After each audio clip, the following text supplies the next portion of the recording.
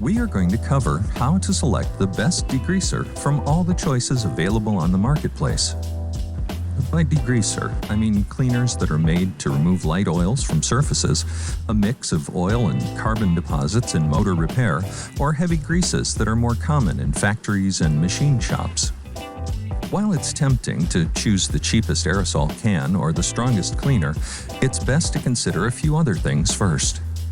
Flammability is the first on the list because it has the biggest impact on the cost of the cleaning product. If you have good ventilation and no ignition sources like sparks or flames, you can consider flammable cleaners, which are generally cheaper. For welding operations or facilities with other hazards, try to stick with non-flammable degreasers.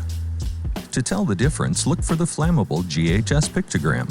If there's a flame, the cleaner is flammable. If not, you have a safer product around sparks and flame. The next consideration is toxicity. The chronic toxicity GHS pictogram is your indication to look more closely at the label and safety data sheet. Ingredients like N-propyl bromide or trichloroethylene have been shown to cause cancer and other problems. To keep your exposure down to an acceptable level, you will need extra PPE, personal protection equipment, or a robust ventilation system. If that isn't practical, stay away from these types of chemicals.